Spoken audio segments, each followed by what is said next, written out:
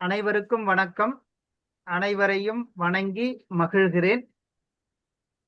சென்னை செந்தமிழ் மன்றமும் அனைத்திந்திய சாதனை புத்தக நிறுவனமும் இணைந்து நடத்துகின்ற சீவக சிந்தாமணி. இந்த சீவக சிந்தாமணி உலக சாதனை முயற்சியாகவும் அதே நேரத்தில் ஒரு பன்னாட்டு கருத்தரங்கமாகவும் அரங்கேறி வருகிறது. இதை கடவுள் வாழ்த்தோடு தொடருவோம். நன்றி.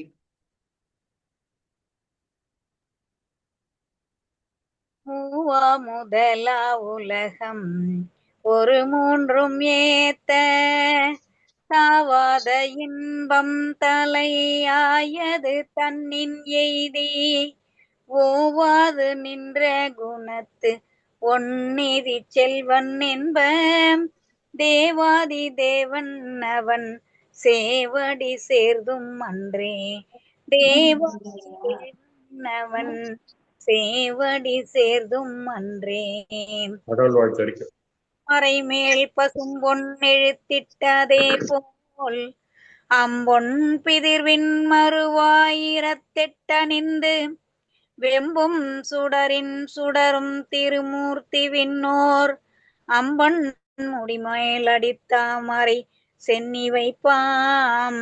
அம்பொன் முடிமேல் அடித்தாமரை சென்னி வைப்பாம். அனைவருக்கும் நன்றிங்கம்மா. நன்றி. ரொம்ப அழகா கடவுள் வாழ்த்தோடு நாம் இன்றைய நிகழ்வை தொடர்கிறோம். ரொம்ப அழகாக இந்த சீவக சிந்தாமணி இன்றைக்கு 73வது அமர்வு தொடர்கிறது. இந்த 73வது அமர்வு மிக அற்புதமாக தொடங்கி இருக்கிறது. இதனுடைய பாடுபொருள் 1751வது பாடலிலிருந்து 1775வது பாடல் வரை நமக்கு வழங்க காத்து கொண்டிருக்கும் அம்மையார் முனைவர் தா. பிரேமா, துறை தலைவர் தமிழ்துறை, மார்கிரியோகோரியஸ் கலை மற்றும் அறிவியல் கல்லூரி, முகப்பேறு மேற்கு, சென்னை 37.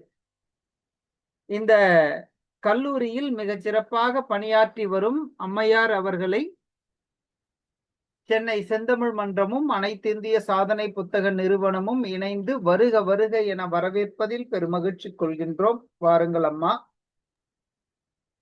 சான்றோர் பெருமக்களே, ரொம்ப அழகாக இந்த அமர்வு தொடர்கிறது. இந்த அமர்வானது சென்னை செந்தமிழ் மன்றத்திற்கு உரிய 304வது நிகழ்வாக அமைகிறது.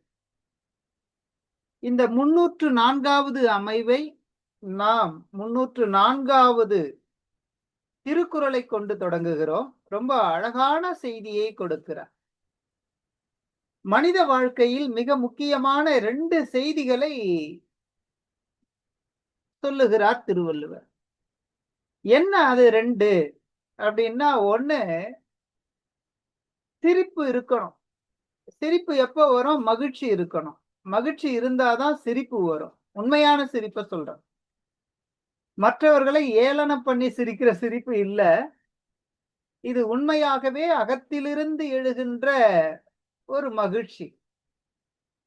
இந்த 2ம், சிரிப்பையும் அதே நேரத்தில் மகிழ்ச்சியையும்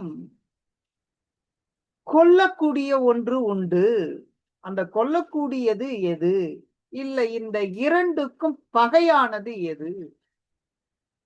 ரொம்ப அழகாக சொல்லுகிறார். அந்த 2க்குமே பகை ஒன்றுதான். அந்த ஒன்று வேற எதுவும் கிடையாது. என்னிடம் இருக்கின்ற சிரிப்புக்கும் என்னிடம் இருக்கின்ற மகிழ்ச்சிக்கும் பகையானது என்னிடம் இருக்கின்ற கோபம்தான் காரணம். இது 2மே அழிவதற்கு இந்த கோபம்தான் காரணம். அப்போ ஒருவருடைய மகிழ்ச்சியை தொலைப்பதும் ஒருவருடைய சிரிப்பை கொல்லுவதும் எதுவாக இருக்கும்னா அவரிடம் ஏற்படுகின்ற சினமாகவே இருக்கும். இதைத்தான் ரொம்ப அழகாக சொல்லுகிறார். நகையும் ஊவகையும் கொல்லும், நகையும் ஊவகையும் கொல்லும், சினத்தின் பகையும் உளவோ பிற. சினத்தை விட வேற ஏதாவது இருக்க முடியுமா அப்படின்னா நிச்சயம் இருக்க முடியாது. என்னிடம் இருக்கின்ற மகிழ்ச்சியையும் சிரிப்பையும் கொல்லக்கூடிய ஒரே ஒரு ஆயுதம் அது கோபமாக தான் இருக்க முடியும் என்று அற்புதமான செய்தியை நமக்கு திருவள்ளுவர் காட்டுகிறார். இப்படி இந்த 304வது திருக்குறள் வெகுளாமை என்னும் 31வது அதிகாரத்தில் இடம்பெற்றிருக்கிறது 4வது திருக்குறளாக. இந்த திருக்குறளை எல்லோரிடமும் பகிர்ந்து கொண்டதில் பெருமகிழ்ச்சி கொள்கின்றேன். சான்றோர் பெருமக்களே, நமக்கு இன்று ரொம்ப அழகாக 73வது அமர்வு தொடர்கிறது. இந்த 73வது அமர்வை பேராசிரியர் முனைவர் தா. பிரேமா அம்மையாரிடம் ஒப்புவித்து இடம் சாருகிறேன். நன்றி, வணக்கம்.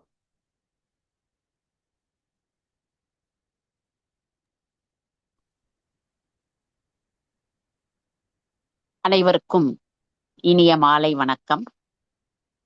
சென்னை செந்தமிழ் மன்றம் மற்றும் அனைத்திந்திய உலக சாதனை புத்தக நிறுவனம் இணைந்து நடத்தக்கூடிய இந்த இணைய வழி கருத்தரங்கம்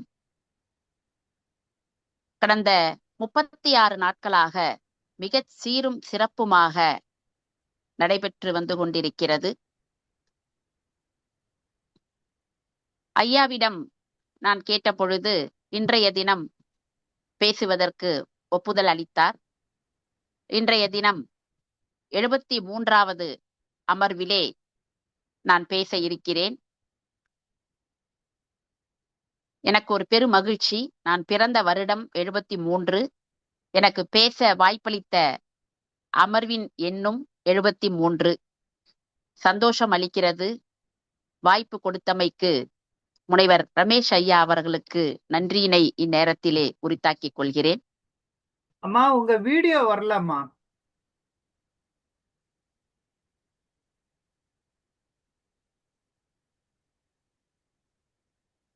இப்ப சரியா வருதுங்கம்மா. நன்றிங்க ஐயா, நன்றி. சென்னை செந்தமிழ் மன்றம் கடந்த 3-4 ஆண்டுகளாக பல்வேறு பணிகளை செய்து வந்து கொண்டிருக்கிறது. பல சான்றோர்களை, தமிழ் ஆர்வலர்களை, தமிழ் பேராசிரியர்களை அழைத்து ஒவ்வொரு வாரமும் ஒரு தலைப்பிலே ஒரு அழகான கருத்தரங்கத்தை நடத்தி வந்து கொண்டிருக்கிறது. சற்று வித்தியாசமாக, கூடுதல் சிறப்பாக உலக சாதனை படைப்பதற்காக அனைத்திந்திய உலக சாதனை புத்தக நிறுவனத்தோடு இணைந்து இந்த கருத்தரங்கத்தினை அற்புதமாக ஏற்பாடு செய்து அருமையாக தொடர்ச்சியாக இதனை நடத்தி கொண்டு வருகின்றீர்கள். உங்கள் முயற்சிக்கும் உழைப்புக்கும் நன்றிகளும் வாழ்த்துக்களும். எத்தனையோ இலக்கியங்கள் இருக்கின்றன. அதிலே காப்பியத்தை நீங்கள் தேர்வு செய்தது மகிழ்ச்சி அளிக்கிறது. குறிப்பாக அதிலும் சீவக சிந்தாமணியை தேர்ந்தெடுத்து கிட்டத்தட்ட 66-67 நாட்களுக்கு இதை கொண்டு வருகின்றீர்கள். இது ஒரு சாதாரண பணி அல்ல. ஒரு நாள் 2 நாள் நடத்துவதே இன்றைய சூழலில் மிகப்பெரிய ஒரு போராட்டமாக இருக்கக்கூடிய காலகட்டத்தில் நீங்கள் தொடர்ச்சியாக 2 மாத காலமாக இதை நடத்துவதற்கு ஏற்பாடு செய்திருக்கிறீர்கள். இந்த பணி செவனே சிறக்க என்னுடைய வாழ்த்துக்கள். இப்பொழுது சீவக சிந்தாமணியை குறித்து பேசச் செல்வோம்.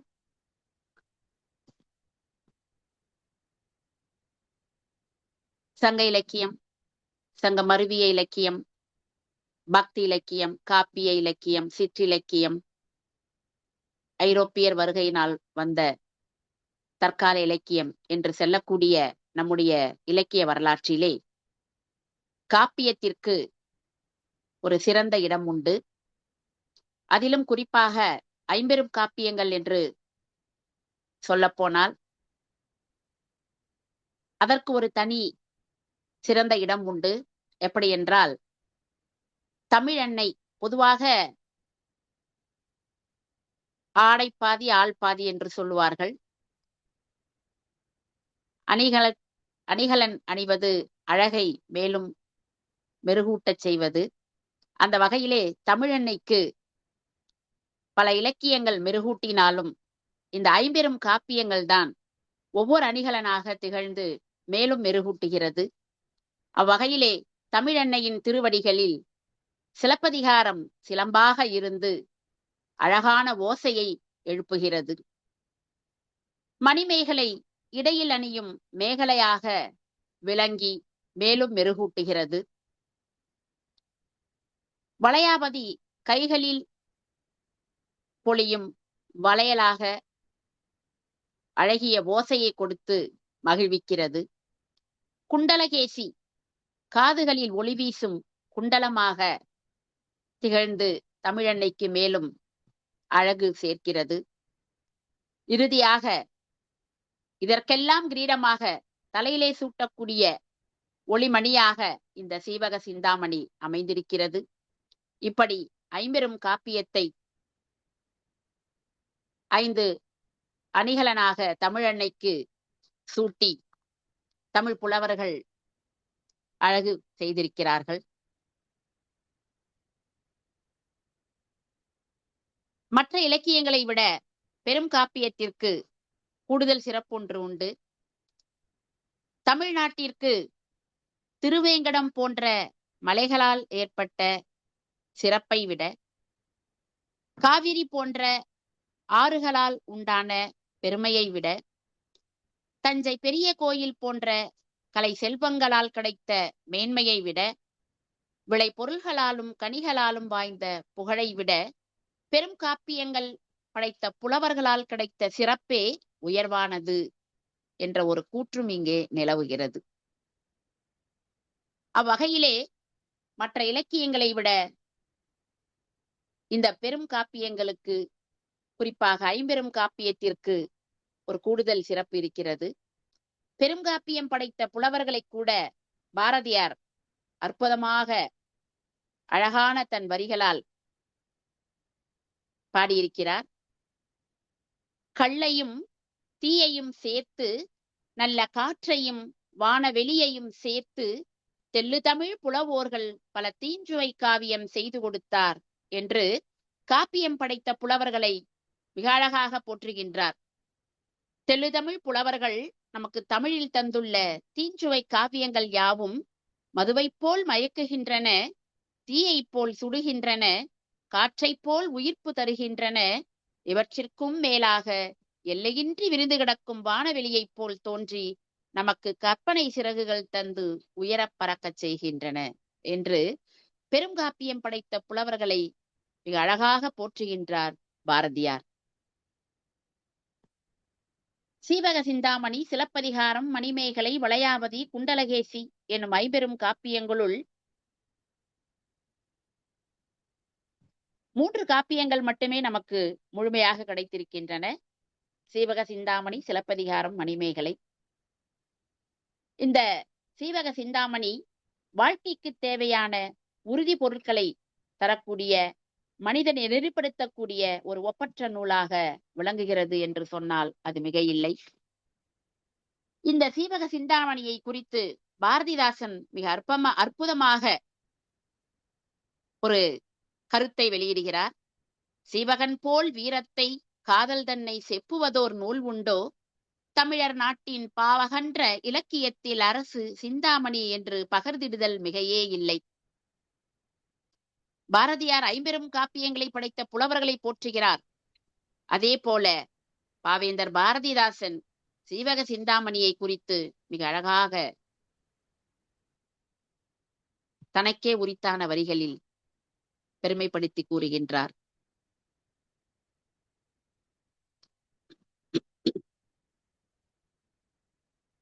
எப்படி இந்த பாரதியாரும் பாரதிதாசனும் காப்பியத்தை குறித்தும் சீவக சிந்தாமணி குறித்தும் புகழ்ந்து பேசியிருக்கிறார்களோ அதே போல தமிழ்த்தென்றல் திருவிக அவர்களும் காப்பியம் ஒவ்வொன்றும் தனி உலகமாய் காட்சி தருகிறது. தமிழ் காவிய உலகத்திலே அது தரும் இன்பத்தை மிக அழகாக போற்றி உரைக்கிறார்.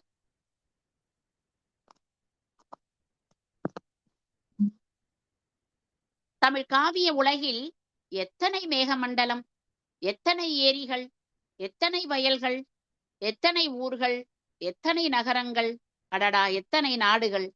உழவு ஒரு பால், வாணிபம் ஒரு பால், அரசு இன்னொரு பால், அறம் வேறொரு பால். யாண்டும் விருந்தோம்பல், யாண்டும் கொடை, யாங்கனும் விழா. நம் பெரும் காப்பியங்களில் உலகை காணலாம், உயிரை காணலாம், கடவுளை காணலாம். காவிய இன்பம் பேரின்பம் பேரின்பம் என்று காப்பியம் குறித்து மிக அழகாக அதனுடைய சிறப்பை, அதனுடைய இன்பத்தை ரொம்ப அற்புதமாக திருவிக அவர்கள் வெளிப்படுத்தியிருக்கிறார். பல வகையான இன்ப அனுபவங்களை எல்லாம் ஒரே இடத்தில் ஒரே காலத்தில் நமக்கு அளிப்பது இந்த பெரும் காப்பியம்தான் என்று சொல்வதோடு மட்டுமல்லாமல் இத்தனையையும் தரக்கூடிய ஒரே காப்பியம் சீவக சிந்தாமணி என்றும் நாம் எடுத்துக்கொள்ளலாம். ஏனென்றால் சீவக சிந்தாமணியை பதிப்பித்த உவேசா அவர்கள் ரொம்ப அழகா சொல்றார். சீவக சிந்தாமணியை தேடி தேடி பல்வேறு இடங்களில் தங்கி அதை ஓலைச்சுவடியை கண்டெடுத்து அந்த ஏட்டுச்சுவடிகளை எல்லாம் திரட்டி இரவு பகலாய் தனியாய் அமர்ந்து அந்த காப்பியத்தை முழுவதுமாக படித்த பொழுது தனக்கு ஏற்பட்ட அனுபவத்தை உவேசா அவர்கள் சொல்கிறார். தனிமையிலே திருத்தக்க தேவர் என்னை எங்கெல்லாமோ அழைத்து செல்வார். ஏனென்றால் இவர் இரவு பகலாக இதை தனியாக அமர்ந்து வாசிக்கிறார். இந்த ஓலைச்சுவடி எல்லாம் எல்லாத்தையும் தேடி கண்டுபிடிச்சு சேகரிச்சு வச்ச பிறகு இதை தனியாக அமர்ந்து இந்த சிவக சிந்தாமணி நூலை படிக்கிறார். இப்படி படிக்கும்பொழுது அவருக்கு ஏற்பட்ட அனுபவத்தை இப்படி கூறுகிறார். தனிமையிலே திருத்தக்க தேவர் என்னை எங்கெல்லாமோ அழைத்து செல்வார். காட்சிகளின் இடையே என் உடம்புதான் இரவில் தனியாக இருக்குமே அன்றி என் மனம் சிந்தாமணியின் பிரபஞ்சத்திலே பிரிந்த இடங்களையும் நீண்டகால நிகழ்ச்சிகளையும் அளவிட்டு இன்புறும் என்று தான் படிக்கும் பொழுது தனக்கு ஏற்பட்ட அந்த இன்பத்தை, பேரின்பத்தை என் சரித்திரம் என்ற நூலிலே மிக அழகாக எடுத்துரைக்கிறார். உண்மையிலேயே இதை முழுமையாக வாசிக்கும் பொழுது உவேசாவை போல நாமும் இன்புறுவோம். 25 பாடல்களை மட்டும் நாம் ஒவ்வொரு அமர்விலும் வைத்திருக்கிறோம். இதை கலந்து கொண்ட 100க்கும் மேற்பட்ட தமிழ் சான்றோர்கள், பேராசிரியர்கள் முழுமையாக இந்த காப்பியத்தை படித்து பார்த்தால் உவேசாவிற்கு ஏற்பட்ட அதே பேரின்பம் நமக்கும் கிடைக்கும். அந்த காலத்திற்கு நம்மை அழைத்து செல்வார் திருத்தக்க தேவரும். உண்மையிலேயே அப்படிப்பட்ட ஒரு பேரின்பத்தை கொடுக்கக்கூடிய நூல்தான் இந்த சீவக சிந்தாமணி. சீவக சிந்தாமணி என்னும் தொடரில் வரக்கூடிய சீவகன் என்பது காப்பிய தலைவன் பெயராகும். சிந்தாமணி என்பது தேவலோகத்தில் உள்ள ஒரு மணியை குறிக்கிறது. அது கற்பகத்தரு போன்றும் காமதேனு போன்றும் கேட்டவருக்கு கேட்பனவற்றை எல்லாம் தருகின்ற ஒரு இயல்புடையது. அதனால்தான் சீவகனுடைய கதையை கூறும் சிந்தாமணி போன்ற காப்பியம் என்ற பொருளே இதற்கு திருத்தக்க தேவர் சீவக சிந்தாமணி என்று பெயரிடுகிறார். மேலும் சிந்தாமணி என்ற பெயரை இந்த 3145 பாடலிலே ஒரு சில இடங்களில் அந்த சொல்லை பயன்படுத்துகிறார். விசையை தன் மகன் சீவகனை சிந்தாமணியே கிடத்தியால் என்று அவன் பிறந்த காலத்து சுடுகாட்டில் கூறி புலம்புகின்றாள். ஓம்படை செய்யுளில் சிந்தாமணியே ஓதி உணர்ந்தார் கேட்டார் என்ற தொடரும் இடம்பெறுகிறது. இறுதி பகுதியில் சிந்தாமணியின் சரிதம் சிதர்த்தேன் என்ற தொடர் வருகிறது. இப்படியாக இந்த சிந்தாமணி என்னும் இந்த சொல்லை திருத்தக்க தேவர் 3 இடங்களிலே பயன்படுத்தி இருக்கிறார். சீவக சிந்தாமணியில் மொத்தம் 3145 பாடல்கள் இடம்பெற்றிருக்கின்றன. 13 இலம்பகங்கள் கொண்டது. இலம்பகம் என்பதற்கு மாலை என்ற பொருளும் உண்டு. இதை அத்தியாயம் என்று கூட சொல்லலாம். அதாவது திருத்தக்க தேவர் உட்பிரிவிற்கு இலம்பகம் என்று பெயர் வைத்திருக்கிறார். முக்தி இலம்பகம் தவிர ஏனைய இலம்பகங்கள் மகளிர் பெயரையே பெற்றிருக்கின்றன. பெரும்பாலான இலம்பகங்களில் மன நிகழ்ச்சி கூறப்பட்டிருக்கிறது. சீவகன் என்மறை மணக்கின்ற நிகழ்ச்சி 8 இலம்பகங்களில் கூறப்பட்டிருக்கிறது. எனவே இக்காப்பியத்திற்கு மனநூல் என்ற ஒரு பெயரும் அமைந்திருக்கிறது. இதெல்லாம் அனைவருக்கும் தெரிந்த செய்திதான். திருத்தக்க தேவர் தான் முதலாக பல இனிய ஓசைகளை உடைய பல வகையான பாடல்களை கொண்டு இந்த காப்பியத்தை இயற்றியிருக்கிறார். கற்பனை வளமும் சொல் நயமும் பொருள் நலமும் இந்நூலிலே எங்கனும் சிறந்து இருப்பதை நம்மால் காண முடிகிறது. இத்தகைய சிறப்புகளை கொண்டுள்ள சிந்தாமணி காப்பியத்திற்கு உச்சிமேல் புலவர்குள் நச்சினார்க்கினியர் என்னும் பெருப்புகழை பெற்ற நச்சினார்க்கினியர் முதல் முறையாக அரிய ஓர் உரையை எழுதியிருக்கிறார்.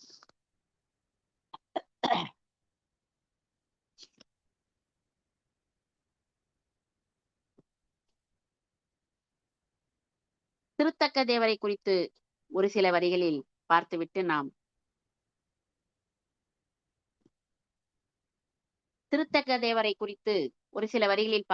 நாம் பாடலுக்கு செல்வோம். திருத்தக்க தேவர் வாழ்ந்த இடமும் காலமும் நமக்கு தெளிவாக தெரியவில்லை. அவருடைய காலம் கிபி 2ஆம் நூற்றாண்டிற்கும் 7ஆம் நூற்றாண்டிற்கும் இடைப்பட்ட காலமாக இருக்கலாம் என்று ஆய்வாளர்கள் கூறுகிறார்கள். சிலர் 10ஆம் நூற்றாண்டிற்கு முற்பகுதியாக இருக்கலாம் என்றும் கருதுகிறார்கள். இவர் சோழர் குடியில் பிறந்தவர் என்றும் இளமையிலேயே கல்வி கேள்விகளில் சிறந்து விளங்கியவர் என்றும் வடமொழி பயிற்சி மிக்கவர் என்றும் இவரை புகழ்ந்து கூறுகிறார்கள். காமம், பொய், கொலை, கள், சூதாடல் என்ற 5 வகை தீமைகளை தன் வாழ்க்கையிலிருந்து அகற்றியவர். சமண துறவியாகவே வாழ்ந்தவர். உள்ளத்தால் பொய்யாது ஒழுகும் வாழ்க்கையை பெற்றவர். இந்த சிவக சிந்தாமணியை எழுதுவதற்கான சூழல் எப்படி வந்தது என்று அனைவரும் அறிந்ததுதான். சமணர் சமயத்தவர் துறவரம் பாட வல்லவர்களை தவிர அகப்பொருள் சுவைமிக்க இன்பத்துறை பாடல்களை பாடுதல் அறியார் என்று இகழ்ந்து கூறியதை கேட்டு தன்னுடைய ஆசிரியரை பார்த்து இப்படிப்பட்ட ஒரு நூலை எழுதுவதற்கு அவரிடம் அனுமதி பெற்று இந்த நூலை எழுதுகிறார். அப்பொழுது நரிவிருத்தம் என்ற நூலை அவர் பாட சொன்ன பொழுது பாடி பிறகு ஒப்புதல் பெற்று இந்த நூலை அவர் எழுதியதாக நாம் அனைவரும் அறிந்த ஒரு செய்திதான். அவரே ஒரு பாடலை எழுதி இதையே கடவுள் வாழ்த்தாக எடுத்துக்கொள் என்று சொன்ன பொழுது மீண்டும் இவர் ஒரு செய்யுளை ஏற்றி மூவா முதலாய் என்று தொடங்கும் பாடலை ஏற்றுகிறார். அதை பார்த்து அவருடைய ஆசிரியர் தான் எழுதிய பாடலை விட இது இன்னும் சிறப்பாக இருக்கிறது என்பதால் அதனையே முதல் பாடலாக வைத்துக் கொண்டு தான் எழுதி கொடுத்ததை 2வது பாடலாக வைத்துக் கொண்டு இந்த நூலை முடிக்க சொல்கிறார். உண்மையிலே இது ஆசிரியருடைய பெருந்தன்மையை காட்டுகிறது என்றே சொல்லலாம். இந்த பாடலை பாண்டியனுடைய அவைக்களத்திலே புலவர்கள் சூழ அரங்கேற்றம் செய்த பொழுது அங்க இருக்கக்கூடிய பல்வேறு புலவர்கள் காப்பியத்தினுடைய நடையையும் அழகையும் அமைப்பையும் ஒன்பான் சுவைகளையும் கண்டு வியந்து பாராட்டுகிறார்கள். ஆனால் எல்லா இடத்திலும் அழுக்காறு கொண்ட சிலர் இருப்பார்கள் அல்லவா? அப்படிப்பட்ட புலவர்கள் இவ்வளவு இன்ப சுவை மலிந்த பாடல்களை இவர் பாட வேண்டுமாயின் அதில் அவருக்கு நல்ல முன் அனுபவம் பெற்றிருக்க வேண்டும் என்று கூறுகிறார்கள். அதை கேட்டு மனம் பொறாத திருத்தக்க தேவர் கையிலே பெரு நெருப்பை ஏந்தி தமது அகத்தூய்மையை அனைவரும் அறிய செய்கிறார். குறை கூறிய அந்த புலவர்கள் எல்லாம் தமது பிழையை பொறுத்தருளுமாறு வேண்டுகிறார்கள். பாண்டிய மன்னனும் தேவரின் அருந்திரலை பலவாறு வியந்து பாராட்டுகிறார். விருத்தம் என்னும் பாடல்களை கொண்டு பெருங்காப்பியம் பாடியவர்களில் இவர் முதன்மையானவராக திகழ்கிறார். மற்ற காப்பியங்களில் படலம், சருக்கம் போன்ற உட்பிரிவுகள் இருக்க இவர் தம்முடைய நூலில் இளம்பகம் என்ற உட்பிரிவை கொண்டார். வேறு எந்த நூலிலும் இப்படி இளம்பகம் என்ற உட்பிரிவினை நாம் காண முடியாது. பின்வந்த கம்பர் போன்ற பெரும் புலவர்களுக்கெல்லாம் சீவக சிந்தாமணி ஒரு கலங்கரை விளக்கமாக திகழ்ந்திருக்கிறது என்று சொன்னால் அதிலே மிகையான கருத்தில்லை. ஏனென்றால் சிந்தாமணி என்னும் பார்க்கடலில் இருந்து ஒரு அகப்பை கம்பர் மொண்டு கொண்டு ராமாயணத்தை இயற்றினார் என்ற வரியை நாம் கேள்விப்பட்டிருக்கிறோம்.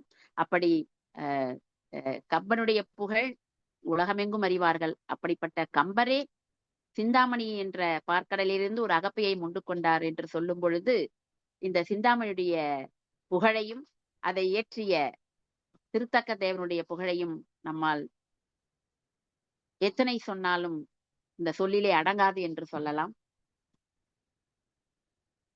சிந்தாமணியை முழுமையாக படித்த தற்கால கவிஞர் சுரதா அவர்கள் ரொம்ப அழகா ஒரு பாடல்ல புகழ்ந்து பாடியிருக்கிறாரு. முதலடியை தேனாக்கி அடுத்தடுத்து முளைக்கின்ற தொடரடியை அமுதமாக்கி விதவிதமாய் சந்தனயம் நட்புண்டாக்கி வியப்புமிகு ஓமைகளால் புதுமை தேக்கி பதமுடைய பாவினமாம் விருத்தமாக்கி 13 இளம்பகமாய் வகுத்து தூக்கி இதயம் அதை இறைவன்பால் பதிய வைத்தோன் இன்ப சிந்தாமணி நூல் இயற்றலானான். ரொம்ப அழகா சுரதா அவர்கள் திருத்தக்க தேவரை அவருடைய சிந்தாமணி நூலை குறித்து பாராட்டியிருக்கிறார். இந்த ஒரு பாடலே போதும் சிந்தாமணியினுடைய புகழை அறிவதற்கு.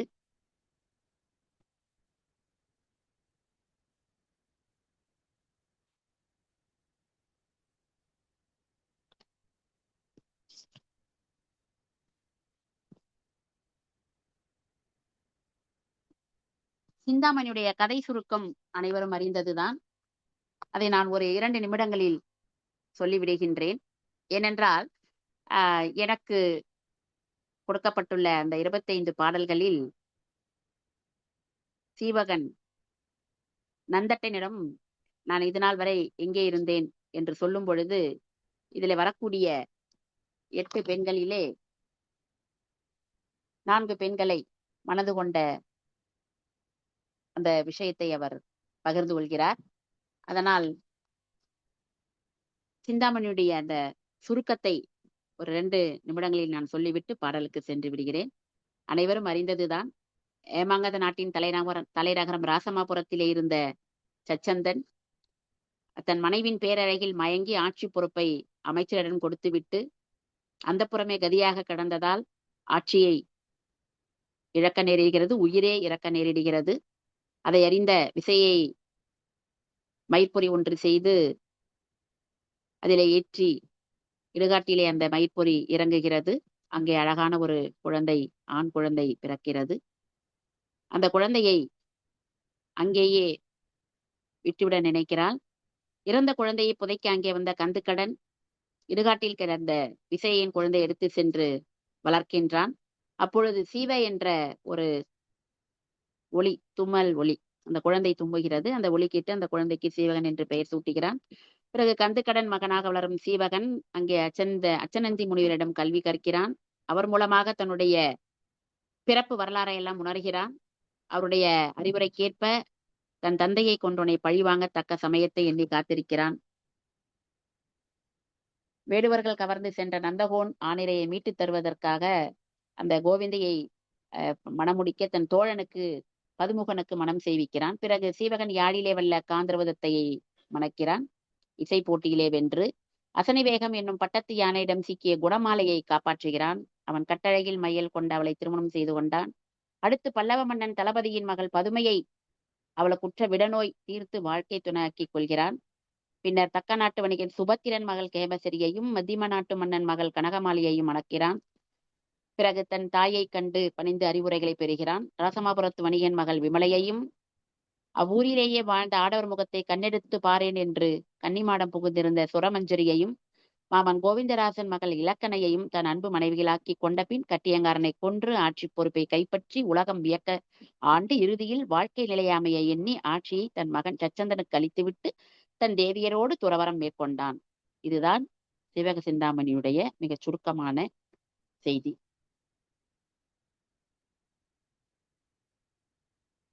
இந்த சீவக சிந்தாமணியை மேலை நாட்டவர் கூட புகழ்ந்து சொல்லியிருக்கிறார்கள். காவிய இலக்கணம் முற்றும் கொண்டது என்பதால் மட்டுமல்ல, வாழ்க்கை இலக்கணம் அத்தனையும் வரையறுத்து சொல்லும் நூல் இது என்பதாலே இதன் பெருமை மாமேருவை போல் உயர்ந்து நிற்கிறது. திருத்தக்க தேவர் தமிழ் கவிஞர்களுக்குள்ளே தலை சிறந்தவர் என்று வீரமாமுனிவர் இவரை பாராட்டியிருக்கிறார். சிவக சிந்தாமணி செந்தமிழ் காப்பியங்களில் சிறந்தது மட்டுமல்ல, உலக மகா காப்பியங்களில் சிறந்தது என்று ஜி.யு. போப் அவர்களும் சிந்தாமணி தனக்கென தனி நடையுடைய உயர்ந்த இலக்கிய நூல் என்று சூலியேன் வென்சோன் என்ற பிரெஞ்சு மொழி பேராசிரியரும் சீவக சிந்தாமணியின் சிறப்பை போற்றி புகழ்ந்திருக்கிறார்கள். இப்படிப்பட்ட சீரும் சிறப்பும் வாய்ந்த இந்த சிந்தாமணி நூலிலே ஒரு 25 பாடல்களை பற்றி தங்களோடு பகிர்ந்து கொள்வதிலே பெருமகிழ்ச்சி கொள்கிறேன். 1751வது பாடல். இதற்கு முன்பு பேசியவர்கள் இந்த கனகமாலையர் இளம்பகத்திலே நந்தட்டன் வந்து சீவகனை தேடி எங்கெங்கோ சென்று பிறகு காந்தரோத்தத்தை பார்த்து காந்தரோத்தத்தை மூலமாக சீவகன் இருக்கும் இடத்தை அறிந்து கொண்டு சீவகனை வந்து சந்தித்து சீவகனிடம் எப்படி உங்களை கண்டுபிடித்தேன் என்றாலும் சொல்லிவிட்டு சீவகன் வந்து நான் இல்லாத பொழுது தோழர்கள்லாம் எப்படி இருந்தார்கள் என்று அவரிடம் கேட்டு அறிந்து கொள்கிறார். அப்பொழுது நந்தட்டன் எல்லாவற்றையும் சொல்லி முடித்துவிட்டு சீவகனிடம், ஐயனே, இனி நீர் இங்கு வந்த முறையை கூறுக என்று பணிக்க சீவகன் அப்பொழுது நடந்ததை கூற தொடங்குகிறார். அது 1748வது பாடலிலிருந்து தொடங்குகிறது. நேற்றே பேசிய பேராசிரியர் அந்த 3 பாடல்களிலே சீவகன் நடந்ததை சொன்ன செய்தியை பகிர்ந்திருப்பார்கள். நான் 1751வது பாடலிலிருந்து தொடங்குகிறேன். கூட நீர் நின்ற பெற்றி கண்டிப்பால் நோக்குவேற்கோர் கேடகம் வாளோடு ஏந்தி கெடுக இந்நகரம் என்னா மாடத்தின் உச்சி நின்ற மலைமகள் தம்மை கண்டே ஆடவர் குழுவை ஒப்பாய் அஞ்சினேன் அதன் கண் என்றான். அதாவது நந்தட்டனிடம் சொல்கிறார், நீ தோழர் கூட்டத்தோடு இருந்த நிலையை கண்டு உங்களை ஏவ எண்ணாமல் இப்புறம் நான் திரும்பிக் கொண்டேன். கேடயத்தையும் வாளையும் ஏந்தி இந்நகரம் அழியட்டும் என்று போரிட நினைத்த பொழுது அந்த அரண்மனை மேல் மாடத்திலே நின்ற காந்தரோதத்தின் இயல்பை கண்டு ஆடவர் கூட்டத்தில் புலியை போன்றவனே நகரத்தை அழிக்க நினைத்த செயலை அஞ்சி அதை செய்யாது கைவிட்டேன். இந்த நகரத்தை அழிக்கலாம் என்று நினைத்தேன். ஆனால் காந்தரோதத்தை பார்த்த பிறகு அந்த அரண்மனையை அந்த நகரத்தை அழிப்பதை நான் நிறுத்தி கொண்டேன் என்று சொல்கிறார். அடுத்த பாடலிலே பெண்ணிடர் விடுப்ப வாழவில் சாதலே பெரிது நன்றென்று எண்ணினேன் நமர்கள் வீயும் இயல்பினால் நெருக்கப்பட்டு கண்ணி நான் இயக்க தன்னை சிந்தித்தேன் கடவுள் வாழ்த்தி அண்ணல் வந்து அழுங்கத் தோன்றியாங்கு என்னை கொண்டு போந்தான். அதாவது மனைவியின் உதவியால் ஏற்பட்ட துன்பத்தை போக்கிக் கொள்வதை விட சாவதே நல்லதென்று நான் எண்ணினேன். நம் சுற்றமெல்லாம் இறந்துபடக்கூடிய நிலையோடு முன் செய்த தீவினை பயனும் வந்து நெருக்க இப்பொழுது நான் என்ன செய்வது என்று தெரியாமல் அருகப்பெருமானை வேண்டிக் கொண்டேன். அருகப்பெருமான் திருவருளே அல்லாது வேறில்லை. இங்கே இது சமண சமய நூல் என்பதால் அந்த அருகப்பெருமானை கொண்டு வந்து இங்கே இணைக்கிறார் திருத்தக்க தேவர் அவர்கள். அப்பெருமானை போற்றி நான் வணங்கிய பொழுது சுதஞ்சனனை நினைக்கின்றேன். அவனும் உடனே வந்து என்னை தலையால் பிணித்திருந்தவர் வருந்திட என்னை விடுவித்து வான்வழியே கொண்டு சென்றான். எனக்கு ஏற்பட்ட இந்த வருத்தத்தை நீக்கி வான்வழியே கொண்டு செல்கின்றார் சுதஞ்சனன். இறைவன் வேண்டிக் கொண்ட பொழுது வந்து எனக்கு உதவி செய்ய வருகிறார். மந்திரம் ஒன்றும் தந்து வானவன் விடுப்பச் செல்வேற்கு இந்திர திருவில் சூழ்ந்த இனமழை குழாத்தின் வேழம் கொந்தழல் காட்டுத் தீயில் வளைப்புண்ட குழாத்தை நோக்கி சிந்தித்து கவன்று நிற்ப திருமழை பொழிந்ததன்று. சுதஞ்சனன் தனக்கு ஒரு 3 மந்திரத்தை கற்றுக் கொடுத்து செல்லும் வழியை கூறி இப்படி செல்ல வேண்டும் என்று எனக்கு வழியை கூறி அங்கிருந்து பிரியாவிடை கொடுத்து அனுப்புகிறார். அது என்ன 3 மந்திரங்கள் என்றால், சுதஞ்சனன் கற்றுக் கொடுத்த அந்த 3 மந்திரங்கள், ஒன்று விரைந்து பாயும் அம்பினை பூட்டி எய்து ஆண்களும் பெண்களும் இன்புணர்வு கொள்ளச் செய்யும் காமனும் விரும்பும் குரலை தரும் மந்திரம். 2 பாம்பு மற்றும் விஷப்பூச்சிகளின் நஞ்சினையும் நோய்களையும் போக்கும் மந்திரம். 3வது விரும்பி வேண்டிய உடலை தரும் மந்திரம். இந்த 3 மந்திரங்களையும் இந்த சுதஞ்சனன் எனக்கு கற்றுக் கொடுத்தான். பின் நான் செல்லுகின்ற வழியிலே வானவில்லால் சூழப்பட்ட மேக கூட்டத்தை போல பெரு நெருப்புடைய காட்டுத்தீயால் வளைக்கப்பட்ட யானை கூட்டத்தை பார்த்து வருந்தி தெய்வத்தை நினைத்து நிற்க. ஏனென்றால் அவன் செல்லும் வழியிலே மிகப்பெரிய அது ஒரு யானை கூட்டம் இருக்கிறது. அங்கிருந்து எப்படி தப்பிப்பது என்று தெரியவில்லை. உடனே தெய்வத்தை நினைத்து நிற்க நல்ல மழை அங்கே பொழிந்ததாக சீவகன் நந்தட்டிடம் சொல்கின்றார். வெல் களிற்று அச்சம் நீங்கி விரைவோடு வனத்தின் ஏகி பல்லவதேயம் நன்னி தனபதி என்னும் மன்னன் நல்வனப்புடைய தேவி கிலோத்தமை பெற்ற நம்பி செல்வன் மற்றும் உலோகபாலன் திருமகள் பதுமை என்பால்.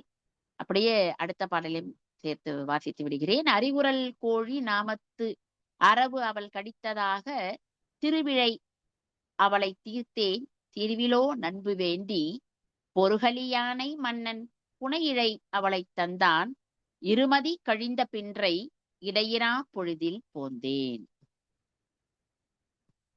சோ இந்த யானை கூட்டமாக இருந்ததை பார்த்து வருந்தி அச்சப்பட்டு ஒரு வழியாக இந்த பயத்தை போக்கி விரைவாக நான் அந்த காட்டை கடந்து பல்லவ நாட்டை அடைந்து விட்டேன். என்னதான் ஒரு பெரு வீரராக இருந்தாலும் யானை கூட்டத்தோடு அவ்வளவு எளிதாக போரிட்டு விட முடியாதல்லவா. எப்படியோ தெய்வத்தை நினைத்து வணங்கி மிக விரைவாக இந்த காட்டிலிருந்து தப்பித்து நாட்டை வந்து அடைந்தேன், பல்லவ நாட்டை. அந்த நாட்டு அரசனின் பெயர் தனபதி, அவனுடைய மனைவி கிலோத்தமை, அவர்களுடைய மகன் உலோகபாலன், அவருடைய மகள் பதுமை. சிலம்பினது குரலை உடைய கோழிப்பாம்பு அப்பதுமையை கடித்துவிட, ஏற்கனவே இவருக்கு பாம்பு மற்றும் விஷப்பூச்சிகளினுடைய நஞ்சினையும் நோய்களையும் போக்கும் மந்திரம் கற்றிருக்கிறான் அல்லவா சுதஞ்சனன் மூலமாக. அதனால் இங்கே இந்த பதுமையை கோழிப்பாம்பு கடிக்க திருமகளும் விரும்பும் அழகுடைய அந்த நங்கைக்கு அந்த நஞ்சானது உடல் முழுவதும் பரவி விடுகிறது. அந்த நஞ்சை நான் போக்கினேன். நஞ்சு பரவி விட்டால் அடுத்தது இறப்பு தானே. உடனடியாக அந்த நஞ்சினை போக்கி அவள் உயிர் பிழைக்க வைத்தேன். போர் யானைகளை உடைய அந்த மன்னன் என்னுடைய நீங்காத நட்பை பெற விரும்பினான். ஏனென்றால் விஷம் கடித்து இறந்து போகக்கூடிய தருவாயில் இருக்கக்கூடிய அவளுடைய மகளை காப்பாற்றியதால் என்னுடைய நட்பை பெற விரும்பி அழகிய அணிகலன்களை அணிந்து இருக்கக்கூடிய தன் மகளை எனக்கு திருமணம் செய்து கொடுத்தான். நானும் இருமதி கழிந்த பின்றை 2 திங்கள் பதுமையோடு 2 மாதங்கள் அங்கே தங்கியிருந்து அவளோடு வாழ்ந்திருந்து பின் நள்ளிரவில் அவளை பிரிந்து சென்றேன். பகலிலே பிரிந்து சென்று வர முடியாதல்லவா, ஆதலினால் நள்ளிரவிலே பிரிந்து வந்து விட்டேன் என்று சீவகன் பதுமையை எவ்வாறு எந்த சூழலிலே திருமணம் செய்ததாக இங்கே எடுத்துரைக்கிறார். 1756வது பாடல். வாவிப்புள் நடையினாலை வஞ்சித்து தக்க நாட்டை மேவியான் காணலுற்று சார்தலும் இப்பருளுள்ளான் தூவி பொன்மாட மூதுர் சுபத்திரன் என்னை கண்டே ஆவிக்கண் அறிவு போல அளவலா அன்புபட்டான்.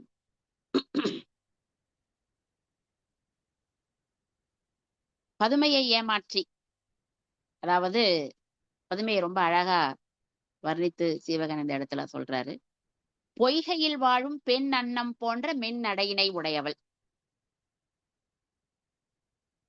நம்ம நலவெண்பால பாத்தீங்கன்னா அந்த அண்ணன் நடையை அன்னமே தமயந்தியினுடைய நடையழகை பார்த்து மயங்கி அவளுடைய நடையழகை பார்த்து தானும் கற்றுக்கொள்வதற்காக அங்கே இருந்ததாக சொல்லப்படும். அப்படிப்பட்ட ஒரு அழகான அன்னப்பறவையினுடைய நடையை போல உடையவள் இந்த பதுமை. அவ்வளவு மென்மையானவள், தன்மையானவள். அவளை ஏமாற்றி விட்டு, இந்த வார்த்தையை அப்படியே அவரை போடுறார், வஞ்சித்து ஏமாற்றி விட்டுத்தான் வந்திருக்கிறார். ஏமாற்றி நான் தக்க நாட்டை காண விரும்பி அங்கே சென்றேன். கிளிச்சிறை என்னும் பொன்னாலான மாளிகைகளை உடைய அந்த நகரில் இப்பர் என்னும் வணிகர் குடியுள் தோன்றியவனான சுபத்திரன் என்பான் என்னை கண்டுகொண்டான். சோ வணிக குடியிலே தோன்றிய சுபத்திரன் என்னை கண்டுகொண்டு உயிரிடம் உறவு கொண்டு மகிழும் அறிவை போல பழகி அன்பு கொண்டான். சோ இந்த இப்பர் என்பது வணிக குடியில் இருக்கக்கூடிய ஒரு பிரிவினர். சோ ரொம்ப அன்பு கொண்டு என்னோடு பழகினான்.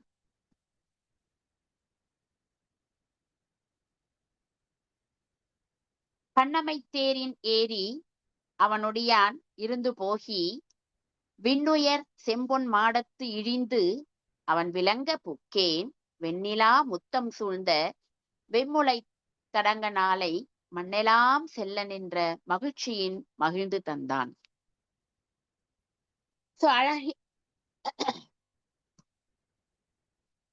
அழகாக செய்த அந்த தேரிலே ஏறி அமர்ந்து நான் சுபத்திரனோடு சென்று வானலாவி விளங்கும் பொன்மாடத்தின் அருகே இறங்கி அந்த மனை நன்கு பொலிவு பெற உள்ளே நுழைந்தேன்.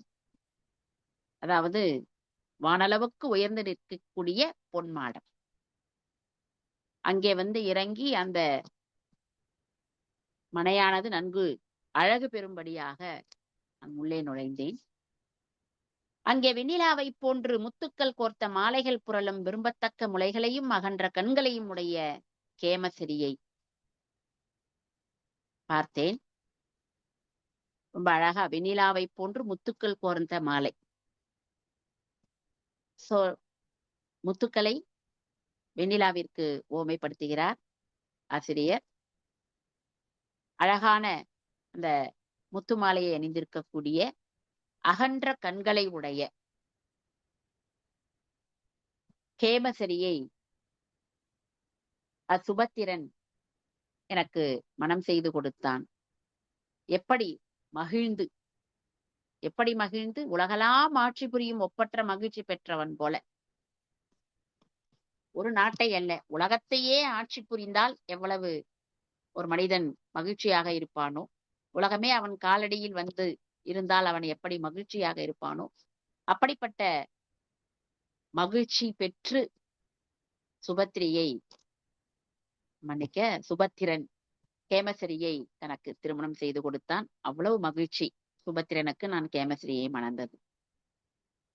அவ்வழி 2 திங்கள் கழிந்த பின் அவளின் நீங்கி இவ்வழி நாடு காண்பான் வருதலும் இறைவன் கண்டே செவ்வழி பாடராகி சிலை தொழில் சிறுவர் கற்ப மைவிழி நெடுங்கனாலை தந்தனல் மதலை என்றான்.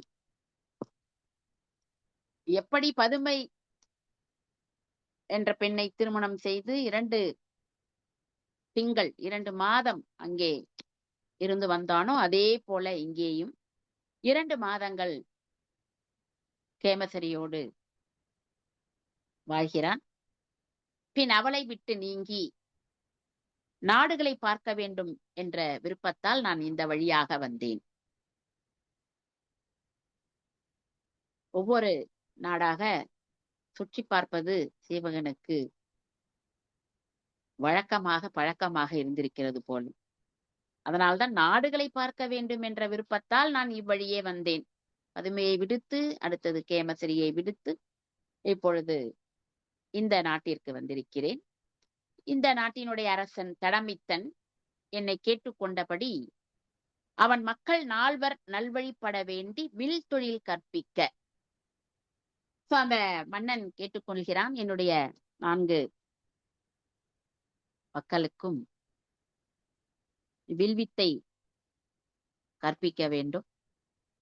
அதனால் மன்னன் மகிழ்ந்து தனது மகளாகிய மையுண்ட நெடுங்கண்களை உடைய கனகமாலையை எனக்கு மனம் குடித்து கொடுத்தான். சோ ஒரு இடத்திலே பாம்பு விஷம் கடித்து, கோழிப்பாம்பு விஷம் கடித்து இறக்கின்ற தருவாயில் இருந்த பதுமையை காப்பாற்றியதால் பதுமையின் தந்தை சீவகனுக்கு மனம் முடித்து கொடுத்தார். நந்தட்டனுக்கு சீவகனை மிகவும் பிடித்து விடவே கேமசரியை திருமணம் செய்து கொடுத்தார். இங்கே அரசனுடைய மக்களுக்கு 4 மக்களுக்கு வில் தொழிலை கற்பித்துக் கொடுத்ததால் அரசன் மகிழ்ந்து தன்னுடைய மகளை மையுண்ட நெடும் கண்களை உடைய கனகமாலையை அங்க கேமசரியை பற்றி சொல்லும் பொழுது அகன்ற கண்களை உடைய, இங்கே கனகமாலையை பற்றி சொல்லும் பொழுது நெடும் கண்களை உடைய கனகமாலையை எனக்கு மனம் முடித்து கொடுத்தான் என்று சீவகன் கூறுகிறான்.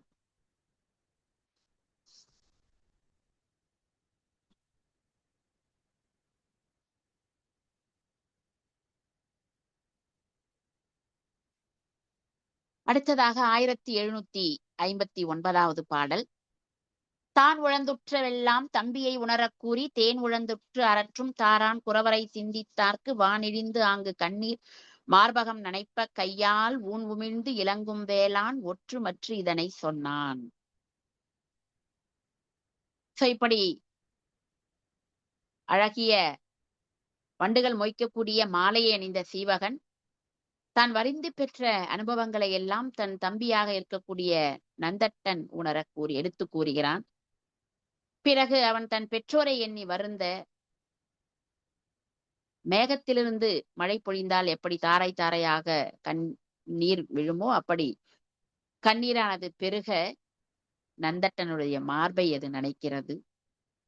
அப்பொழுது ஊனை பற்றி நிற்கும் வேலையுடனாகிய சீவகன் தன் கையால் நந்தட்டன் கண்ணீரை துடைத்தான். தனது சகோதரனாக இருக்கக்கூடிய சீவகன் எந்த அளவிற்கு துன்பத்தை எல்லாம் அனுபவித்திருக்கிறார் என்பதை அறிந்த நந்தட்டன் மேகத்திலிருந்து பொழிந்த மழைநீர் எப்படி தாரை தாரையாக ஊற்றுகிறதோ அப்படி கண்ணீர் பெருக அழுது நிற்கிறான். அவன் கண்ணீரை சீவகன் துடைத்து ஆறுதல் சொல்ல தொடங்குகிறான். சீவகன் நந்தட்டனுக்கு இப்பொழுது ஆறுதல் கூறுகிறார். தின்பொருள் எய்தலாகும் செவ்வரை செகுக்கலாகும் நன்பொருள் பெண்டீர் மக்கள் யாவையும் நன்னலாகும் ஒன்பொருள் ஆவதையா உடன் பிறப்பாக்கலாகா எம்பியை இங்கு பெற்றேன் எனக்கு அரியது என்றான்.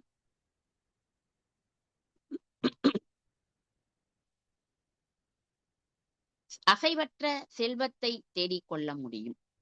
அதாவது அசையும் சொத்து அசையா சொத்து என்று சொல்கிறோம் அல்லவா, அப்படி அசைவற்ற அசையாத சொத்துக்கள் எவ்வளவு வேண்டுமானாலும் நாம் தேடிக்கொள்ள முடியும். அது எளிது, அது ஒன்றும் சிறப்பல்ல. அப்படி அந்த செல்வத்தை பெறுவதால் ஒன்றும் சிறப்பல்ல. அது அரியதும் கிடையாது. அது ஒன்றும் அவ்வளவு பெரிய அரிதான விஷயமும் கிடையாது, கஷ்டமான விஷயமும் கிடையாது.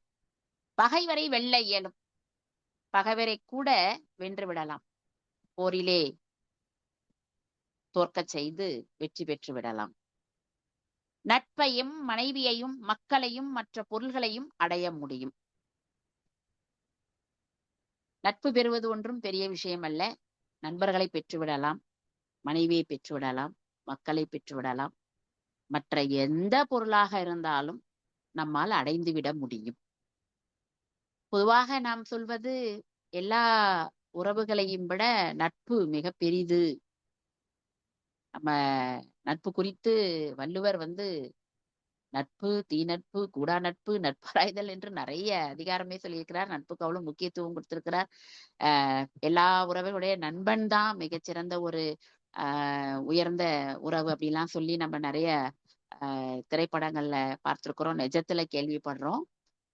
ஆனா இங்கே திருத்தக்க தேவர் சற்று வித்தியாசமாக நட்பை கூட எளிதாக பெற்றுவிடலாம், மக்கள் எளிதாக பெற்றுவிடலாம், மனைவி எளிதாக பெற்றுவிடலாம், மற்ற எந்த பொருளாக இருந்தாலும் எளிதாக பெற்றுவிடலாம். ஆனால் உண்டாக்கி கொள்ள முடியாத ஒரு சிறந்த பொருள் உடன்பிறப்பு. பொருள் ஆவதையா அதை கூட பெற்றுலாம், உடன்பிறப்பு ஆக்கலாகா. இந்த உடன்பிறப்பு அப்படின்றது உண்டாக்கி கொள்ள முடியாத ஒரு சிறந்த பொருள். அசையும் சொத்து அசையா சொத்தை கூட நாம் எளிதில் பெற்று விடலாம், பகைவரை கூட போரில் வென்று விடலாம். ஆனால் உடன்பிறப்பை அவ்வளவு எளிதாக உண்டாக்கி கொள்ள முடியாது. அப்படிப்பட்ட உடன்பிறப்பாக இங்கு நான் உன்னை பெற்றுவிட்டேன், இனி எனக்கு அரியது என்பது எதுவும் இல்லை என்று ஆறுதல் கூறுகிறான். இது இப்படி ஒரு புறம் இருக்க, நந்தட்டன் சீவகனை காணாது வருந்தி காந்தரோதத்தை பார்த்து அவங்கள சந்திச்சு அவர்கள் மூலமாக சீவகன் இருக்கும் இடத்தை அறிந்து சீவகனை பார்த்து சீவகன் இல்லாததால் தான் அடைந்த துயரத்தை அவர் சொல்ல, பிறகு சீவகன் அவர் நடந்ததை எடுத்து சொல்ல, நந்தட்டன் அதையெல்லாம் கேட்டு வருந்த, சீவகன் மிக அழகாக நந்தட்டனுக்கு ஆறுதல் சொல்ல, இப்படி ஒரு புறமாக 1751 பாடலிருந்து 60வது பாடல் வரைக்கும் நம்ம பார்த்துட்டோம். இப்போ சீவகனுடைய தோழர்கள் பதுமுகன் முதலான 4 பேர் இருக்காங்க. இந்த 4 பேரும் நீண்ட நாட்களாக சீவகனை காணாமல் எங்க போய் தேடுறது, என்ன தேடுறது, ஆளுக்கு ஒரு பக்கமா போய் தேடுவோமா, இப்படி எல்லாம் யோசனை பண்ணி தேடிக்கொண்டிருக்கிறார்கள். இப்பொழுது அவர்கள் காந்தரோதத்தை தேடி செல்கிறார்கள். அந்த அம்மையாரை பார்த்தால் நமக்கு சீவகன் இருக்கும் இடம் கண்டிப்பாக தெரிய வரும் என்று நம்பி காந்தரோதத்தை காண செல்கிறார்கள். தேனில் பாலென செல்வன் தம்பியோடு ஆணையம் பல கழிய ஆயிடை வேனில் குன்றன தோடர் வெந்து மெய் ஊனின் நைகின்றார் செய்வது உண்ணினார். இப்ப சீவகன் தம்பியாகிய நந்தட்டனோடு தேனோடு பால் கலந்தது போல, பாலும் சுவையானது, தேனும் இனிமையானது, இது ரெண்டும் கலந்து பருகும் பொழுது எவ்வளவு சுவையாக, இனிமையாக, மகிழ்வாக இருக்குமோ அது போல சீவகனும் நந்தட்டனும் பல நாட்கள் இன்பத்தோடு கழிக்கிறார்கள். இவ்வாறு கழிக்க அங்க ராசமாபுரத்தில் கோடை வெயிலில் கொதிக்கின்ற மலை போல பதுமுகன் முதலான தோழர்கள் மனம் கொதித்து ஊன் உருக மெலிந்து அடுத்தது என்ன செய்யறது அப்படின்னு யோசனை பண்ணிட்டு இருக்காங்க. இவங்க 2 பேரும் மகிழ்ச்சியா இருக்கிறாங்க. சீவகனும் நந்தட்டனும் ஒருத்தரை சந்திச்சுட்டாங்க. அதனால அவங்க 2 பேரும் ரொம்ப சந்தோஷமா இருக்கிறாங்க. ஆனா பதுமுகனும் அவரோட சேர்ந்த 4வரும் சீவகனை காணாமல் எங்கே இருக்கிறார் என்பது தெரியாமல் ரொம்ப வருத்தத்தோடு என்ன செய்யறது, எங்க போய் தேடுவது இனி அப்படின்னு சொல்லி ஆராய்ச்சி செய்து கொண்டிருக்கிறார்கள். 1762வது பாடல். நாடு மின்கினி நாங்கள் செய்வதென்று ஈடினால் இருந்து எண்ணி 4வரும் ஆடு மங்கை எம்சாயில் தத்தைமை வாடல் ஒன்றில் வஞ்சம் மாங்கோலோ. 4 பேரும் வருத்தத்தோடு இனி என்ன செய்யலாம், அடுத்தது என்ன செய்யறது அப்படின்னு எல்லாரும் ஒண்ணு கூடி யோசிக்கிறாங்க. ஆடும் மயிலை போன்ற சாயலுடைய காந்தரவதத்தை உடல் மெலியவில்லை, ஆதலால் சீவகன் அவளுடன் மறைந்து வாழ்கிறானோ. ஏன்னா உண்மையிலே சீவகன் எங்க இருக்கிறான்னு தெரியல அப்படின்னு சொன்னா கண்டிப்பா உடல் மெலிந்து ஊன் உண்ணாது உறக்கம் கொள்ளாது ரொம்ப கவலையோட இருப்பாங்க. ஆனா காந்தரோதத்தை உடல் மெலியல, அப்ப கண்டிப்பா சீவகன் இருக்கும் இடம் அவங்களுக்கு தெரியும். சீவகன் அவளோட மறைந்துதான் வாழ்கிறான் என்பதை இவர்கள் எண்ணிக்கொண்டு அவளை பார்க்கலாம் என்று செல்கிறார்கள். கள்ளம் உண்டெனில் காண்டு நாம் என மெல்ல எய்தினார் வினவக் கூறினால் வள்ளற்கு உற்றதும் மறைந்த வண்ணமும் வெள்ளி வெண்மலை வேந்தன் பாவையே. சீவகன் ஒரு கால் காந்தரோதத்தையோடு மறைந்து வாழ்வது உண்மை என்றால் நாம எப்படியாவது போய் காந்தரோதத்தையை பார்த்து கண்டுபிடிச்சிடணும். சீவனை பற்றி போய் கேட்கிறாங்க. வெள்ளிமலை மன்னன் கலுழவேகனின் மகளாகிய அந்நங்கையும் சீவகனுக்கு நேர்ந்ததையும் அவன் இப்பொழுது மறைந்து வாழ்கின்ற இடத்தையும் எடுத்து கூறுகிறாள். இப்ப சீவகன் எங்க இருக்கிறான் அப்படின்னு சொல்லி அந்த அம்மா சொல்லியாச்சு. தோழர்களுக்கு ரொம்ப சந்தோஷம். மற்றவள் சொல கேட்ட மைந்தர்கள் இற்ற தம்முயிர் இயல்பில் பேர்த்தவன் பெற்ற மாந்தரில் பெரிது மெய்குளிர்ந்து அற்றம் இன்மையின் அவலம் நீங்கினர். ஆஹா, இப்போ சீவன் இருக்கணும் நம்மளுக்கு தெரிஞ்சாச்சு. இழந்த உயிரை மீண்டும் பெற்று மகிழும் மக்களை போல இவங்களை ரொம்ப சந்தோஷம். உயிரை மீண்டும் பெற்றால் எப்படி மகிழ்ச்சியாக இருக்குமோ அப்படிப்பட்ட ஒரு சந்தோஷம். கண்டிப்பா காந்தரோதத்தை கூறியது உண்மையாத்தான் இருக்கும். அப்ப சீவகன் இருப்பது உண்மை என்பதை அவர்கள் தெரிந்து கொள்கிறார்கள். திருவின் சாயல் தன் சீரடி சிலம்பு உருவ குஞ்சுவாயுறுத்தி ஒய்யென உருகும் உள்ளத்தின் உடம்பு வீங்கினார் பருகு காதலில் பாடி ஆடினார். காந்தரோதத்தை சிற்றடியிலே சிலம்புகளை தம் அழகிய முடியில்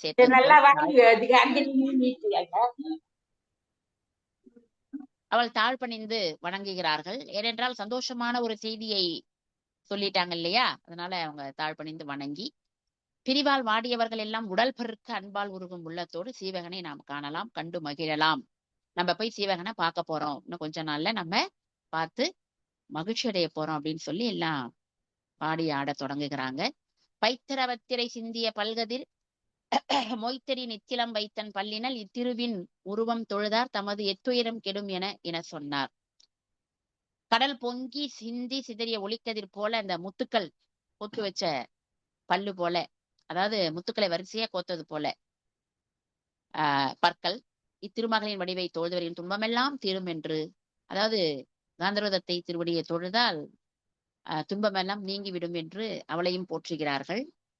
இப்ப காந்தரோதத்தையிடம் சொல்லிட்டு விடைபெற்று கொண்டு தோழர்கள் சீவகன் இருக்கும் திசை நோக்கி செல்ல தொடங்குகிறார்கள். ஐயனை யாம் அவன் எய்துவம் ஆயிழை நொய்தின் உரைபொருள் உண்டெனில் நொய்தென மையெழுத்து ஊசியின் மாண்டதோர் தோட்டிடை கைவளர்க்கோதை கறந்து எழுத்திட்டாள்.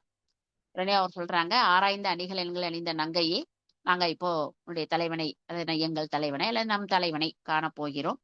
ஏதாவது சீவகனுக்கு நீங்கள் செய்தி சொல்லணும்னு நினைச்சீங்கன்னா நீங்க எங்களிடம் ஓலையை கொடுங்க, நாங்க கொண்டு போய் சேர்ப்பிக்கிறோம் அப்படின்னு சொன்ன உடனே மைத்தோத்து எழுதும் எழுத்தாணியிலே அழகான ஒரு கடிதத்தை காந்தரோதத்தை எழுதுறாங்க. அந்த ஓலையை எழுதி முடிக்கிறாங்க. ஆங்கு உருக்கு ஓர் அரக்கு இட்டதன் மிமிசை பூங்குழலால் பொறி ஒற்றுப நீட்ட தேங்குழலால் தொழுதால் திசை செல்க என பாங்கர் அங்கு படற்கு உற்றன நன்றி. அழகிய தேன் பொருந்திய கூந்தலை உடைய, அதாவது அந்த ஃப்ரெஷ்ஷா பூ அணிஞ்சா அதுல தேன் இருக்கும் இல்லையா, அந்த தேன் பொருந்திய கூந்தலை உடைய காந்தரோதத்தை அந்த ஓலையை நல்லா அரக்கு போட்டு ஒட்டி தன்னுடைய கூந்தலால் முத்திரையிட்டு, நம்ம சீல் எந்த நிறுவனத்திலிருந்து சீல் குத்துறோமோ அந்த நிறுவனத்தினுடைய முத்திரையை குத்துவோம், இவங்க தன்னோட கூந்தலால் முத்திரையிட்டு, ரொம்ப அழகான ஒரு செய்தி இது. சீவகன் இருக்கும் திசை நோக்கி செல்க என்று தொழுது அவர்களிடம் அந்த ஓலையை கொடுத்து அனுப்புறாங்க. அவர்களும் அப்பொழுதே அங்கிருந்து செல்ல தொடங்குகிறார்கள். வேந்திரி அக்கனை வித்திய வெஞ்சலை காய்ந்திரிக்கும் புருவம் கருகும் கண்ணியர் ஆய்ந்திருக்கும் நரவ மலர் மாலையை வேந்திருக்கும் நிமிரு ஆர்ப்ப விடுத்தாள். அதாவது அரசர்களை அஞ்சி ஓடுவதற்கு காரணமான பாயும் கூரம்புகள் தாங்கிய வில்லை பழிக்கும் புருவத்தோடு பொருந்திய அம்பு போன்ற கண்களை உடையவள். என்ன அழகான ஒரு ஓமை பாருங்க. அரசர்களை அஞ்சி ஓடுவதற்கு காரணமாக இருக்கக்கூடிய கூரம்புகள் வில்லை பழிக்கும் புருவத்தோடு, அந்த புருவம் வில்லை போல இருக்கிறதா, அம்பு போன்ற கண்கள். சரியா, கண்கள் 1000 சொல்லும், கண்களாலே பேசிவிடலாம், வாய் சொற்களே தேவையில்லை, வல்லோரும் சொல்லியிருக்கிறார். அப்படிப்பட்ட அந்த கண்கள் அம்பு போல இருக்கிறோம். ஏனென்றால் அம்பு துளைக்கும், மார்பை துளைக்கும். சோ கண்ணே எல்லாத்தையும் சொல்லும். அந்த மாதிரி கண்களை உடைய தத்தை தேன் வழியும் மலர் மாலையை சூழ்ந்து மொய்க்கும் வண்டுகள் எழுந்தோடுமாறு தலையசைத்து போகவிட்டாள். தலையசைத்து போயிட்டு வாங்க. அழகான தேன் வழியும் மலர் மாலையை அணிந்திருக்கிறாளாம், அதிலே வண்டுகள் மொய்த்து கொண்டிருக்கிறதாம். 1770வது பாடல். அலங்கு வெண்மதி ஐப்பசி அடைய பகலின் நிலம் கொண்டு ஓங்கின நிரம்பிய புகழ் சுழியுடைய உளம்பி முன்னிரு தாள்களும் உமிழ்வன போல்வ விலங்கு பாய்வன விடுகனை விளக்கும் களிமா. அழகா குதிரையை இப்ப ரெடி பண்றாங்க. அடுத்த 3 பாடல்கள்ல குதிரையுடைய சிறப்பு சொல்லப்படுகிறது. மேலே பாய வரும் அம்பை பின்னே வரும்படி செய்து முன்னே விரைந்து செல்லும் தன்மையுடைய குதிரைகள். அதாவது வெளியிலிருந்து அம்பு புறப்பட்டு வேகமா போகும், அதை விட வேகமா செல்லக்கூடியதாம் அந்த குதிரைகள். பௌர்ணமி அஸ்வினி நட்சத்திரத்தோடு அந்த நாளிலே உலகிலே பிறந்து வளர்வன அந்த குதிரைகள். நிறைந்த புள்ளிகளையும் சுழிகளையும் கொண்டது. முழக்கமிட்டு செல்லும் முன்னிரு கால்களும் வெளித்தோன்ற குறுக்கே பாய்ந்தன. சோ இது இந்த பாடல்ல இந்த குதிரையுடைய சிறப்பு சொல்லப்படுகிறது. அடுத்த வர பாடல்லையும் குதிரையுடைய சிறப்பு சொல்லப்படுகிறது.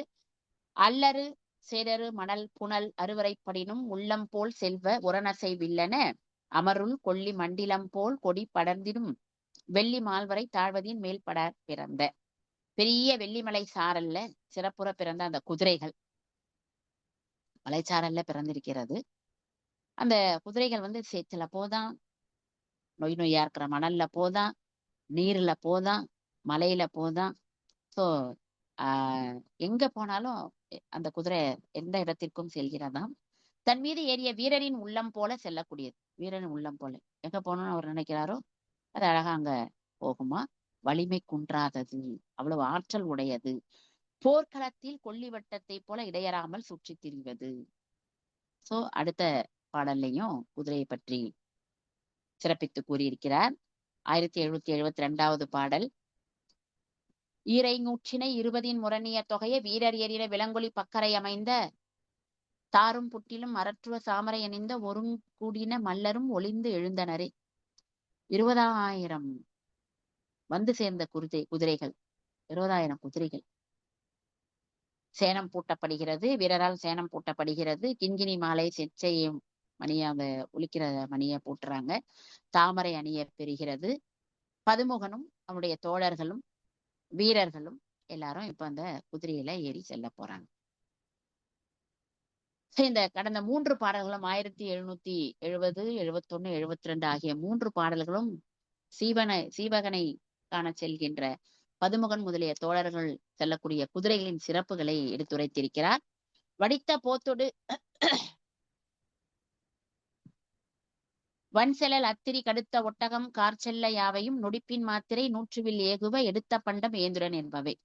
அதாவது இந்த குதிரைகள் மட்டும் அங்க போல. நம்ம கேள்விப்பட்டிருக்கிறோம் யானைப்படை, தேர்ப்படை, காலாட்படை அப்படின்னு சொல்லி நம்ம 4 வகையான படைகள் எல்லாம் நம்ம கேள்விப்பட்டிருக்கோம். அதுதான் போருக்கு போகும் அப்படின்னு சொல்லிட்டு இங்க வந்து இந்த குதிரையோடு இங்க போருக்கு செல்லல, சிவகனை தான் பார்க்க போறாங்க. அப்படி போகும் பொழுது அந்த குதிரைகள் மட்டுமல்ல, திருத்தமுற விளங்கும் எருது செல்கிறதாம், கோவேரி கழுதை செல்கிறதாம், விரைந்து செல்லும் ஒட்டகம் நடந்து நம்ம பார்த்திருக்கிறோம்.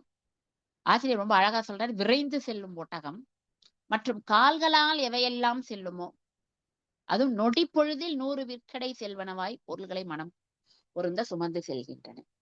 காலால என்னென்ன விலங்குகள்லாம் நடக்குமோ எல்லாமே அவங்க பின்னாடி போகுது. அடுத்து 1774வது பாடல். ஞாலம் விற்பன பைங்கிலி நன்னிறத்து 6 மா பவள குளம் பார்த்தன காலின் நொய்யன கண்வெளவு காட்சிய 4 பண்ணினர் 4வரும் ஏறினர். அதாவது இந்த பதுமுகனுடைய தோழர்கள் 4 பேர் இருக்கிறாங்க இல்லையா, அந்த 4 பேரும் 4 குதிரையில கொண்டு வந்து நிறுத்துறாங்க அந்த வீரர்கள். அது எப்படின்னா உலகையே விலை பேசக்கூடிய குதிரையாம், பச்சை கிளியினுடைய நிறத்தை போல இருக்கிறதாம். இதெல்லாம் கொஞ்சம் வித்தியாசமா இருக்கு. என்ன வேகமா செல்லக்கூடிய ஒட்டகம், பச்சை கிளி போல இருக்கிற குதிரை அப்படின்னு சொல்லிட்டு. அப்புறம் ஒலிக்கும் பவளம் போன்ற பெரிய குளம்புகள், அந்த காலில் குளம்பு இருக்கும் இல்லையா, அந்த குளம்புகளை உடைய குதிரை. காற்றை விட வேகமாக செல்லக்கூடிய குதிரை. 3 பாடலுக்கு முன்பு பார்த்தோம் வில்லிலிருந்து செல்லக்கூடிய அம்பை விட வேகமாக செல்லக்கூடிய குதிரை என்று பார்த்தோம். இங்கே காற்றை விட வேகமாக செல்லக்கூடியது, கண்ணை கவரும் தோற்றத்தை உடையது. குதிரை ரொம்ப அழகா இருக்குது, சரிங்களா, ரொம்ப அழகா இருக்குது, வேகமா போகக்கூடியது, பச்சைக்கிளி போல இருக்கிறது. சோ இப்படி அந்த குதிரையுடைய சிறப்பை இன்னும் இங்க கூடுதலாக தருகிறார். இந்த 4 பேரும் பதுமுகன் முதலான தோழர்கள் 4 பேரும் இந்த அழகான வேகமா செல்லக்கூடிய இந்த குதிரையில ஏறி போறாங்க. இறுதியான பாடல் 1775வது பாடல். நாளும் புல்லும் நயத்தகு நன்னிலை கோலும் போரையும் கொண்ட நிமித்தமும் ஆளும் மாந்தரின் ஆய்ந்து கொண்டு ஆயிரைத்தாளின் ஊக்குபு சாத்தோடு எழுத்தவை. ரொம்ப அழகா சொல்லி முடிக்கிறாரு. இவங்க வந்து சீவகனை பாக்குறதுக்கு காந்தரதத்தின் கேட்டுட்டு உடனே அப்படியே கிளம்பி போல ஒரு நல்ல நாளை பார்த்திருக்காங்க. பறவைகளுடைய சகுனத்தை கேட்டிருக்கிறாங்க. அப்புறம் கிரகங்கள் எல்லாம் கரெக்டா இருக்குதா, இன்னைக்கு போனா நம்ம அவரை பார்க்க முடியுமா அப்படின்னு கிரக நிலையை பார்த்திருக்கிறாங்க. ஓரை, நம்ம கேலண்டர் பின்னாடி பார்ப்போம், அந்த ஓரை அப்படின்னு இருக்கும். சோ நல்ல அந்த ஓரை டைம் நல்லா இருக்கா அப்படின்னு சொல்லி பார்த்திருக்காங்க. பிற நிமித்தங்களை எல்லாம் கொண்டொழுகும் மக்களை போல பதுமுகன் முதலானோர் கண்டறிந்து செல்ல முற்பட்டனர். ஒரு நல்ல நாளிலே சீவகனை காண இவங்க எல்லாம் நேரம் நிமித்தம் காலம் எல்லாம் பார்த்து கிளம்புறாங்க அங்கிருந்து. அவர்களுடன் செல்லும் காலால் செல்லும் எருது போன்றவை போகின்ற வணிகர் கூட்டத்துடன் கலந்து சென்றன. சோ காலால் செல்லக்கூடிய விலங்குகளும் வணிகர் கூட்டத்தோடு சேர்ந்து இப்பொழுது இவர்கள் சீவகனை காண செல்கிறார்கள். அடுத்து இன்னும் ஒரு 3 பாடல் தான். அவங்க வந்து எப்படி போனாங்க, கடல் அணைய படையாரவத்தோடு புறப்பட்டு போறாங்க.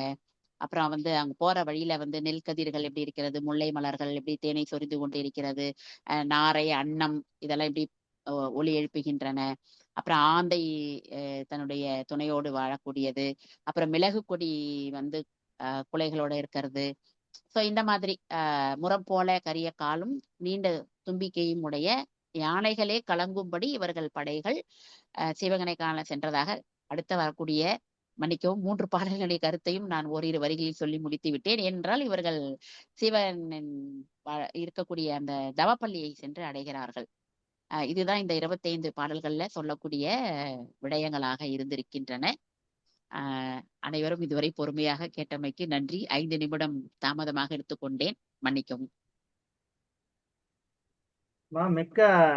மிக அற்புதமாக தங்களுடைய உரையை அமைந்ததுமா.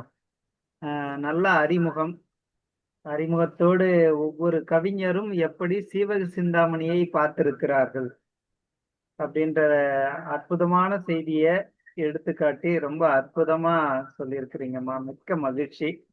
சென்னை தமிழ் மன்றமும் அனைத்திந்திய சாதனை புத்தக நிறுவனமும் இணைந்து இத்துணை சான்றோர் பெருமக்கள் முன்னிலையில் தங்களுக்கு எங்கள் மனமார்ந்த நன்றியை உரித்தாக்கி மகிழ்கிறோம். மிக்க நன்றிங்கம்மா. நன்றிங்க ஐயா. ரொம்ப அற்புதமான செய்தி. ஐயா ரொம்ப சுருக்கமா இல்லைங்க, அதிகம் டைம் எடுக்க மாட்டோம். மிக்க நன்றிங்க ஐயா. இந்த பேராசிரியருக்கு முன்னால நம்ம ஒண்ணுமே பேச முடியாது.